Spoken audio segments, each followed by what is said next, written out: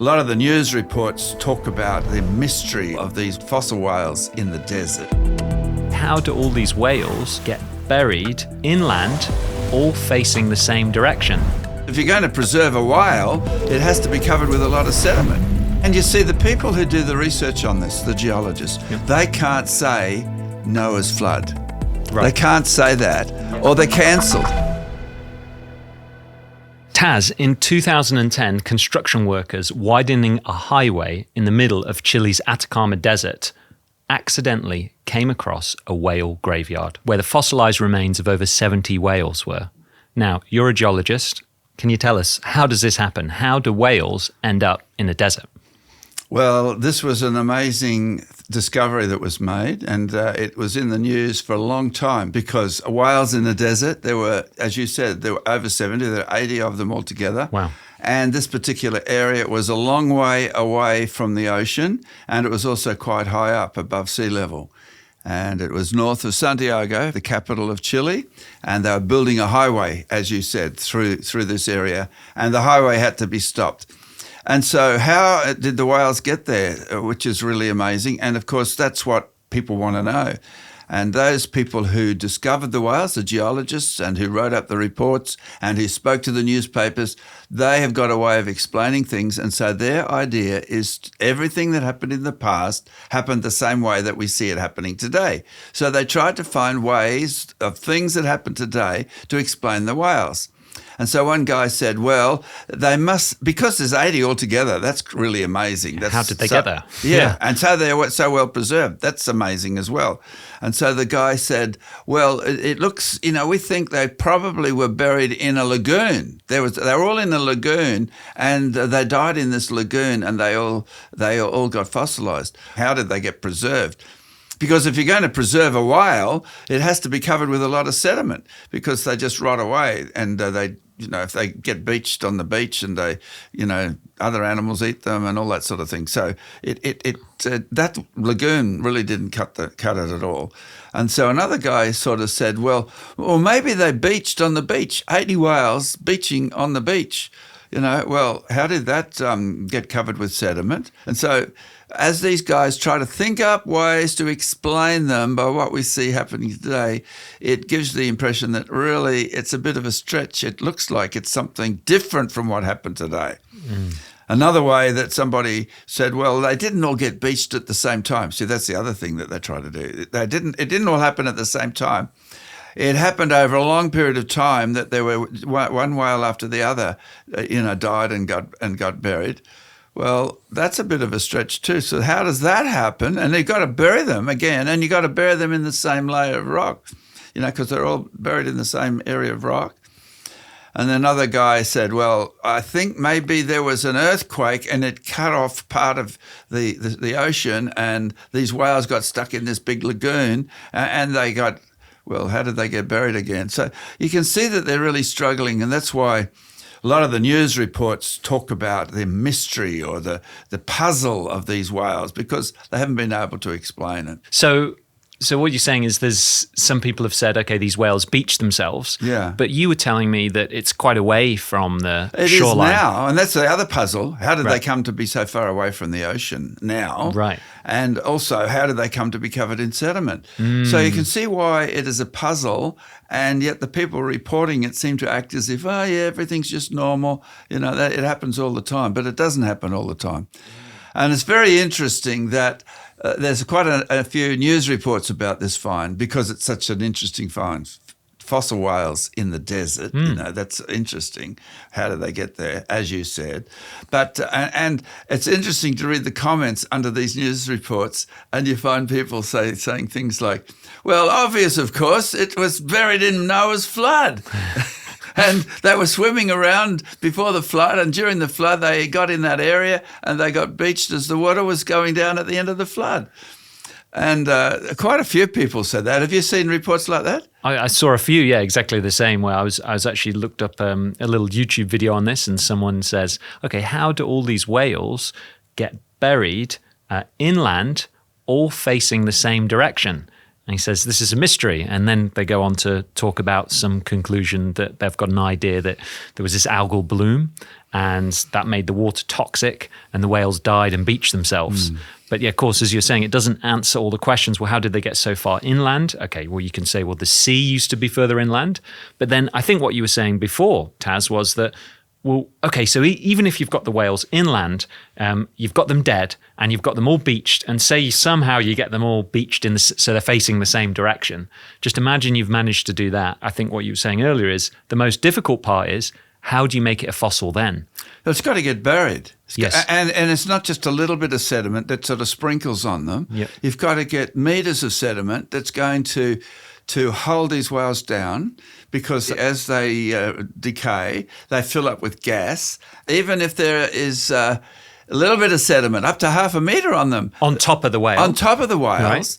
then when they fill up with gas as they decay, that produces enough buoyancy to pop them out of the sediment. So they go into the ocean, and again they get eaten by predators. So, because I've heard of some even float, right? I think you wrote an article on this on creation.com of was it a whale that floated? A whale that floated. And it was after it died, and it was floating so much that I think they needed to put a bomb in there or something to try to get it to sink. And they used to almost unbelievable. They used to take tourist launches out, and people would pay money to go and see this whale, which is floating around off Australia. It was quite amazing. So what we're saying is that there's a propensity for a dead sea creature that has a lung capacity, or is it all vertebrate sea creatures that bloat and float? It's just the decay that causes it. It's a bacterial decay that causes gas in the stomach. Yeah. So we see this happening today. This is experimental evidence, and right. That's it's almost unbelievable example. They had to put a bomb on the whale to why did they want it to sink anyway? It was a navigation hazard to ships. Ships going through, if they hit the whale, it would probably affect the ship pretty badly. So they wanted to sink it. Yeah. Anyway, I think that's a really interesting story. I'll try to bring us back. Where are we going? We're going back to Chile. Well, no. I think let's just talk about the fossilization process. Not back that far. Back to the fossilization process. What you're saying is that even like a big whale, it's likely to bloat and float. And then so if it's floating on the top of the water, you're going to get seagulls and other predators start to scavenge it and eat it apart. Sharks, other fish will eat the thing. And then what happens then? Well, it disintegrates. So you have to get a lot of sediment on the top of it to hold it down. To stop it bloating. And also the pressure of the sediment has an effect on the bacteria and prevents the bacteria just continually causing decay. And so that enables this thing to be preserved. So there has to be buried rapidly. Yeah, because there's pictures of complete whale fossils. There's not just like some of them. Did you tell me how many was there? There were 20 complete fossils, and there was even 2 of those which were overlapping on each other. And so the highway construction was halted while they were carefully excavating these whale fossils. And they would be put in a museum and told how they evolved over millions of years, and they wouldn't really tell the story that it points to catastrophic burial.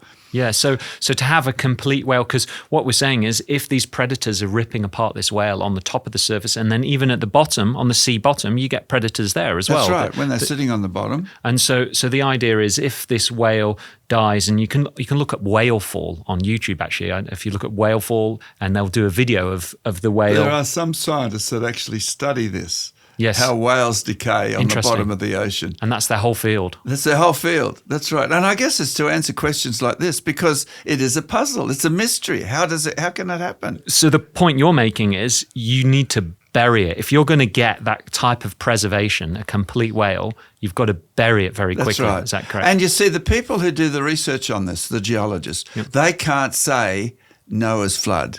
Right. They can't say that. Yes. Or they're cancelled. Yes. They lose their accreditation. But they must say there was a lot of sediment on the top. They might say that there was a catastrophic burial here. They might say that sort of thing, and point to catastrophe. But you can't say Noah's flood. You'd never get a paper published in that case. And if you said it at your university or your research establishment, you'd lose funding. And so it's something they can't say. But the people commenting on the articles underneath, they can say it, unless their comments are deleted, which is really interesting. So Tas, we've seen, this is one example we're talking about. And I guess I'm trying to think, well, someone could say, well, one catastrophic event happened here. But what you're saying is, well, hang on, Noah's flood happened. So that was a worldwide flood. Worldwide. So if it was a worldwide flood, then we'd expect there to be these type of whale graveyards or other animal graveyards on other parts on the continents. Do we find that? Yes, we do. We do find graveyards. There's another one which has been more recently in the news, which is a whale graveyard in the Sahara Desert in Egypt, which is or near Egypt in the North Africa. So that's another example of whales, and they're buried late. They're buried very late in Noah's flood, so as the waters were receding. The geologists who were studying in the Chile area, they're talking about it. They must have been buried as the oceans were lowering during a period of ocean downdropping, and so of continental uplift, and that fits exactly with what the sequence of events of Noah's flood, where the waters came up and covered the wholes of the continents. And at that time, there would have been whales on the continents swimming around in what they call great inland seas. And then as the continents rose and the oceans started to sink, the water started to flow off the continents. And it was quite an energetic flow of water. And so all along the coast of Chile, there are these little areas. The geologists call them basins. So they might be 20 or 30 or 100 kilometers long, and they sort of on just little basins on the edge of the coast there. And that's where these whales were found buried. And that fits the continents rising, the waters running off, sediment being deposited on the edge of the continents, and in the lower areas of where the sediment's deposited, there's huge boulder beds. It's called a conglomerate. So there's large rocks which are all washed in together, which means lots of water, lots of catastrophe, burying the sediment, and that's in those sediments further up, that's where the whales were buried. And so it fits exactly with the sequence of events connected with Noah's flood. And that's why those who don't believe in Noah's flood, who the geologists who think everything should be explained, but what we see happening today, nothing to notice here, it's all pretty normal. Why they're always puzzled because they can't solve these issues. But when you start with the Bible, which it talks about Noah's flood, and use biblical history and the Word of God, it makes sense of the world. And can you talk about the boulder beds? I was trying to understand that. You're saying there's boulder beds at this site in Chile? That's right. On the basins where there's the sediment, and as you go down in the sediment towards the bottom, there's some of the layers there are filled with boulders.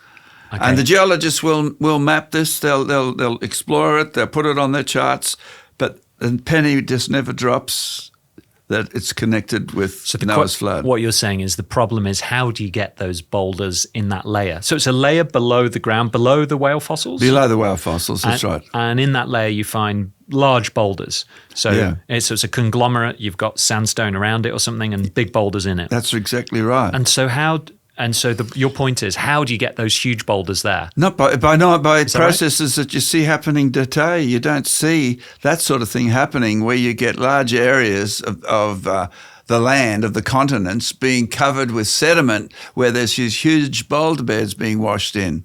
And so, but it makes sense during Noah's flood that as the waters were coming off, they picked up these boulders and carried them along, and laid them down, and other sediments were laid on top, and then the whales eventually were overcome. Okay, so they're boulders eroded from higher mountains, and then have come down, settled down, and then you're saying as the continents rose, which is the latter part of the flood, is that right? The continents rose, so the waters came off the continents, and these whales got trapped. Is that essentially in these lagoons? Is that right? Well, not necessarily a lagoon, but they were all ended up being washed into this area. Got you. And then more sediment came and covered them within a very short time. Mm-hmm. So I guess we're also delving into historical science away in here. We've got the Bible as a reference to talk about Noah's flood, and the floods, the waters rose and the waters fell. But then we're also coming up with a story about how these whales got there, and it seems like a more reasonable story. Yeah.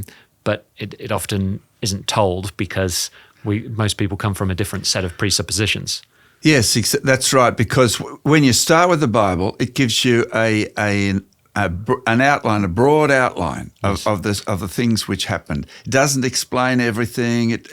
There are some details in it, but basically it's a broad outline, and so we can rely on that it's accurate and it actually happened as described. But then when we look in at these whales, it doesn't talk about whales being beached in during the flood and about conglomerates being deposited, because Noah was on the ark, remember? So it doesn't talk about that. So we interpret that within a biblical framework. And what we always say, I'm involved with Creation Ministries. One of the things that we always say is you have to hold tight to what the Bible teaches, the facts in the Bible. That's the sort of non-negotiable.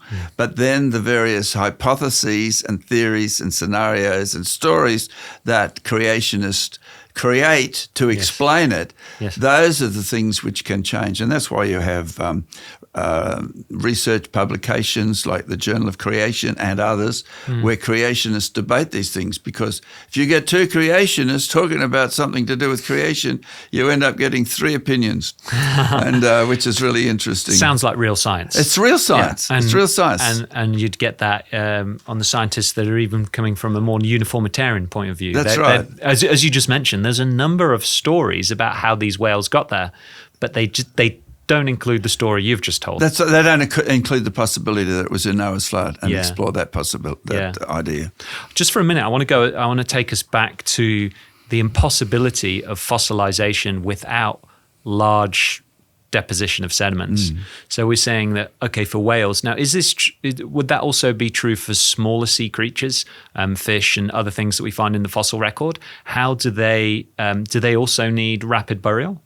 Absolutely. A smaller fish wouldn't need rapid burial, but you wouldn't, if it's a small fish, it would probably need, like if it's, 5 centimeters across like that, 10 centimeters, you'd probably need 5 or 10 centimeters sitting on top of it, to hold it down. Yes. With a whale, the size of the whale, you'd need far more sediment to hold the bulk of that particular creature down under the water. So the same thing applies. It has to be buried rapidly. Yes. And we always say that make it very clear, and we say, look, when you go down to the beach and you go into the ocean and you're running into the ocean to have a swim, you're not running over all these dead fish lying on the bottom of the ocean waiting to be fossilized. There's a very effective and quick scavenging mechanism that clears away anything that's dead and recycles it. And that hasn't happened to these whales in Chile. Yes. And so they were buried far more rapidly, very rapidly, and that's just what you'd expect. Yeah. What could explain that? Yeah. As the guy making the comment underneath, have you thought about Noah's flood? Yeah. And I guess that's when we see the whale falls. I was talking about those videos, and you were saying there's people that actually spend their whole academic career studying these whale falls. So we can go and watch that, and we know experimentally they're not going to last millions of years waiting to be buried. They totally disappear.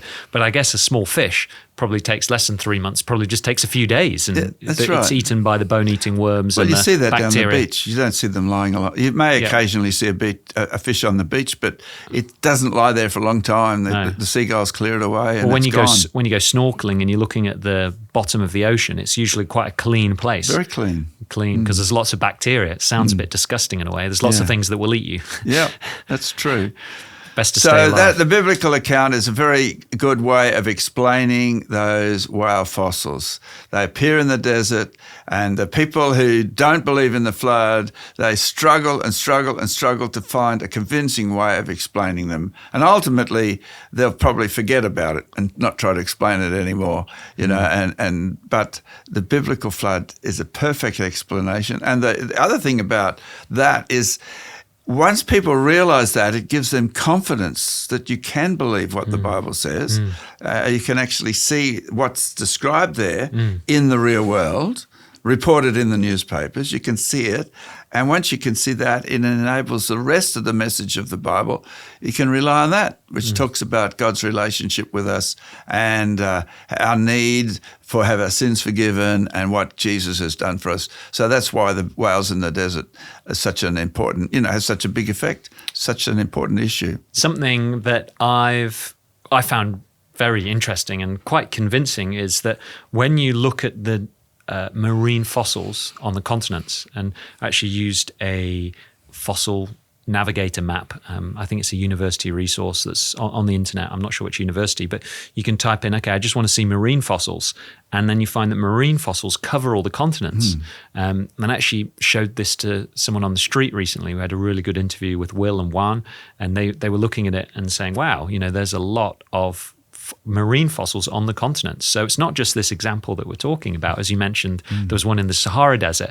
Actually, marine fossils are found everywhere, even on top of Mount Everest. Is that right? Exactly right. And there's these little plants which found, the remains of some of those are found on the top of Mount Everest, which usually they're found under the ocean. So marine plants on the top of Mount Everest. That's right. So this really speaks of, okay, there probably was, even from a non-believing standpoint, there probably was this worldwide flood. But surely once you see that, do people that don't believe in the Bible, non-believing scientists, do they acknowledge that the world was flooded at one stage? Well, they don't really regard it as all the continents, and there's a reason for that. So it was just some of the continents were flooded, not the whole Earth.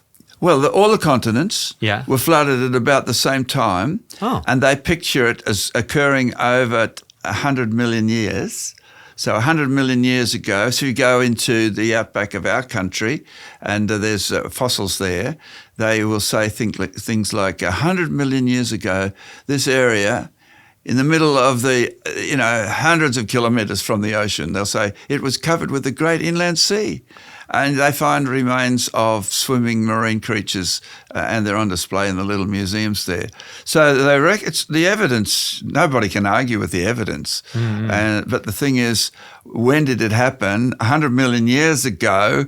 It's got nothing to do with the Bible, but their dates are wrong. It wasn't 100 million years ago. It was during the flood, and it was as the waters were approaching the top of the peak during the flood, and that was 4,500 years ago. So that's why when I see these dates, I say, yeah, there's something wrong with that. I just sort of cut that out. And there's good reasons for that, and there's lots of information about why these dates can't be trusted. So you'd say, do they say, that 100 million years ago, the whole world was flooded at the same time? Or that not at the same time, because they can't say at the same time. Yeah, because that would stop evolution.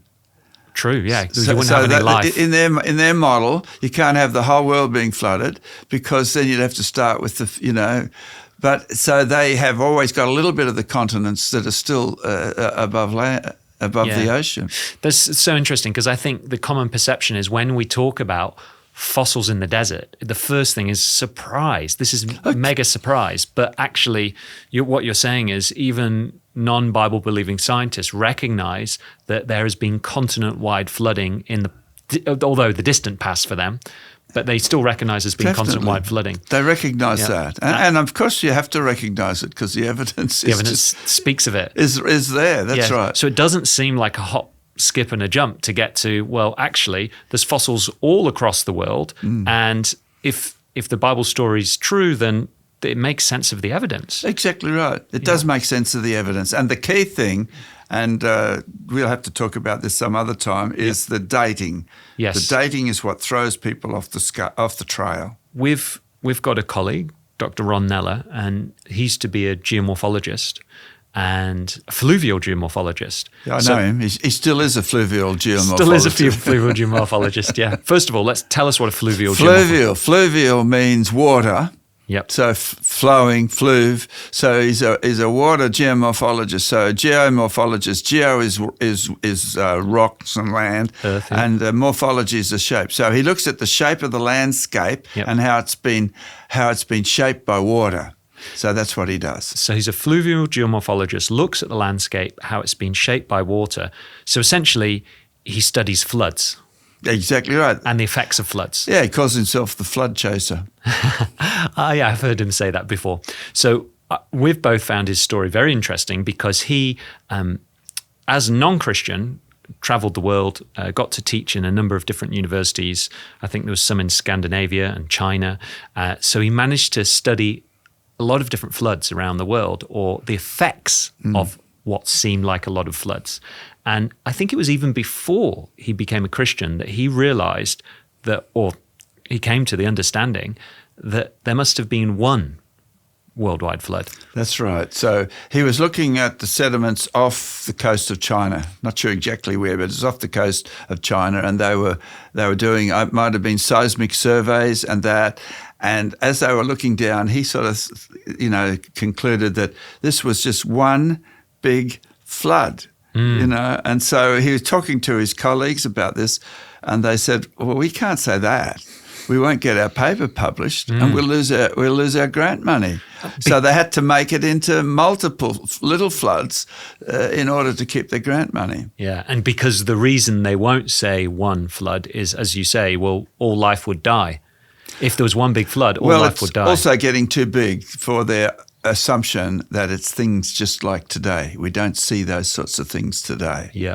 And I guess that's why for the biblical narrative, the ark's very important because to survive. Life, that's exactly right. Yeah, incredible. That's right. So how did it survive? 2 of every animal that breathes air and lives on the land, they were taken on the ark, although there were 7 pairs of some animals, clean animals like sheep and goats, and 7 pairs of every bird. These were taken on the ark, and that's why they survived. So life could continue. And that's why we see them in the world today, is because they were saved on the ark, which is a really interesting story, isn't it? Like how these 2 worldviews interpret evidence in different ways, and they're motivated by certain things, like you can't have all the world covered in water, according to the evolutionary worldview, or everything would die, and we've got animals today, whereas within the biblical worldview, that answers that question. Very, very good. I find that fascinating that secular scientists will accept that there's been big floods in the past, maybe continent-wide floods. Would they say that?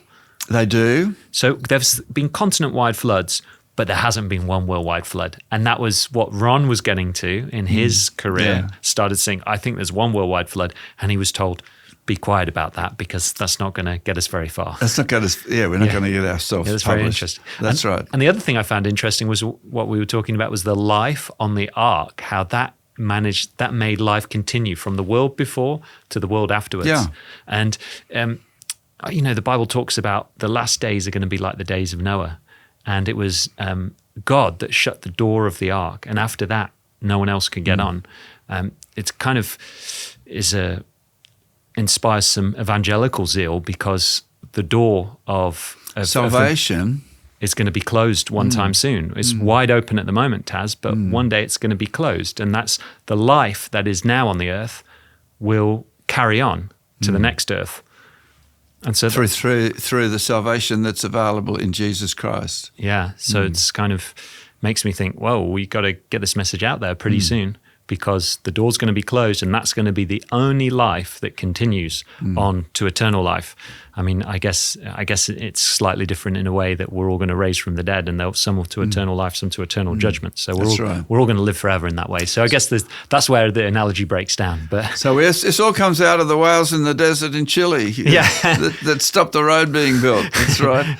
So you got lots of questions, I understand. Yeah, well, I'm going to ask you some quick questions. Okay. I'm going to ask you for a quick answer because we've talked about the ark and we've talked about the animals being on there. And whenever you start to think, okay, so say someone's looking into this, they might be a Christian, non-Christian, and they're looking at this video and they're saying, okay, I can see what you're saying. There's evidence for a lot of flooding, and it sounds like there was a worldwide flood, but the story of the ark floating and all those animals surviving over that period of a year, is that not a bit far-fetched? There's lots of questions come up. So let me start asking you a few common ones. So people will argue, well, how did all the animals fit on the ark? How did that happen? Well, most people have not thought about how big the ark was. It was longer than a football field, higher than a 4-story building. It had 3 decks on it, so there's plenty of room for all the animals. But the Noah had to take on only each kind of animal, so he wouldn't have to take on every dog that you've ever, variety that's been around. Not every species. Not every species, and not even every variety. He just has to take on 2 mongrel dogs. Right. And that would be the dog kind.